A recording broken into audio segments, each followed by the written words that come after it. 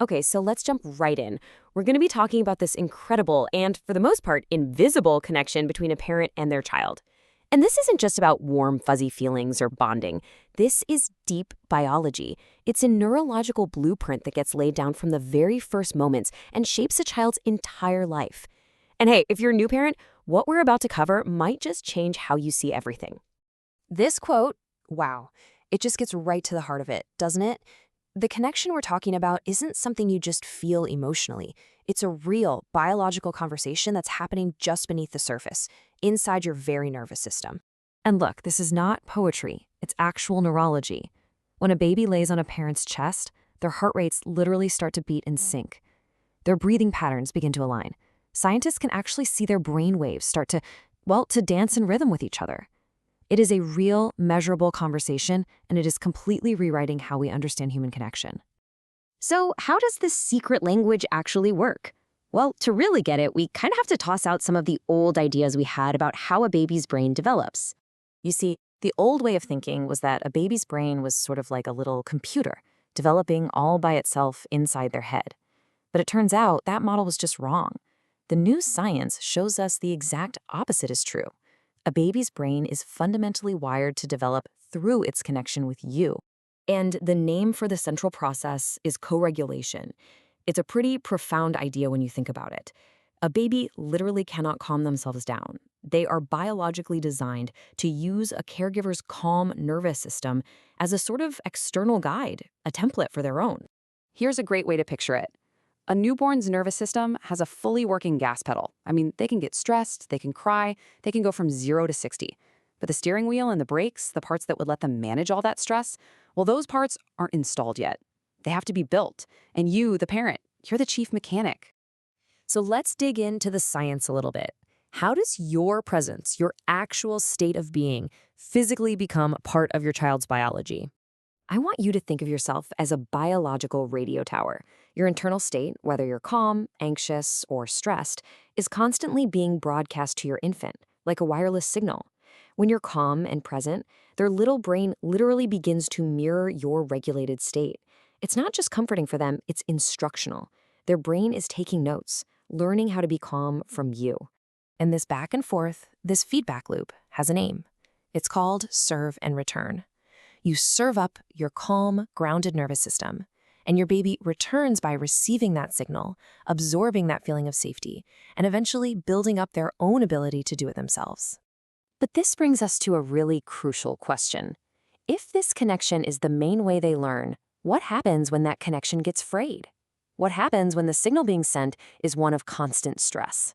Researchers actually have a term for this. They call it relational poverty. And it's so important to know this has nothing to do with money. It's about the absence of those in-sync regulated moments. A baby who is cared for by a parent who's chronically stressed or disconnected isn't just missing out on some cuddles. They're missing the single most important ingredient for learning how to manage their own inner world. And the impact is real and it's measurable. By just 6 months old, these infants can actually have higher levels of stress hormones. As toddlers, they tend to show higher rates of anxiety. And by the time they get to school, this can show up as a real difficulty in forming social relationships, all because that foundation for emotional regulation wasn't properly set. Now, I know this can all sound a bit heavy, but this is where the science becomes incredibly empowering. We can understand our own nervous system as basically existing in one of 3 states. And just knowing which state you're in, that's the first step to being able to change it. Okay, first up, there's the safe and social state. This is your sweet spot. This is when you feel connected, present, maybe a little playful. This is the only state where real connection and learning can actually happen for your baby. This is where all the best parenting happens.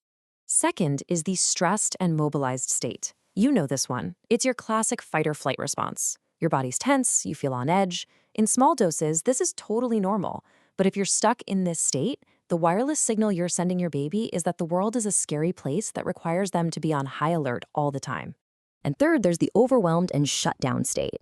This is what happens when you're past stressed and you're heading straight into burnout. You feel flat, maybe a little numb, disconnected. And when your baby experiences you in this state, the message they get is that connection just isn't available. And this right here, this is the crucial insight. It's not about parenting tricks or hacks.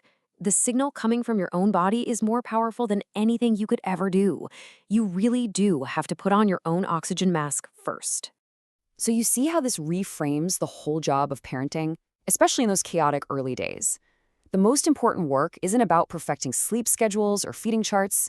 It's about making the health of your own nervous system a kind of offering to your child. And the mechanics are actually beautifully simple. First, just notice, which of those 3 states am I in right now? Then, before you rush to react to the crying baby or the toddler tantrum, just take 30 seconds. Breathe. Settle your own body first. This isn't being selfish. It's literally the core skill of co-regulation. And this is the reframe that can change everything. The next time you're holding your fussy baby and you feel their little body finally settle against your chest, I want you to remember that you are doing so much more than just comforting them. You are physically building the pathways in their brain. You're wiring their nervous system for a lifetime of resilience. Every single time you offer your calm, you are laying down the neurological foundation that will allow your child to manage stress, to form healthy relationships, and to feel at home in their own skin for the rest of their life. It is the most important and most invisible work you will ever do. So I'll just leave you with this to think about. For those of you who are parents, when was that moment? The moment you realized that your simple, calm, regulated presence was the most powerful tool you had. Because once you see it, you can't unsee it.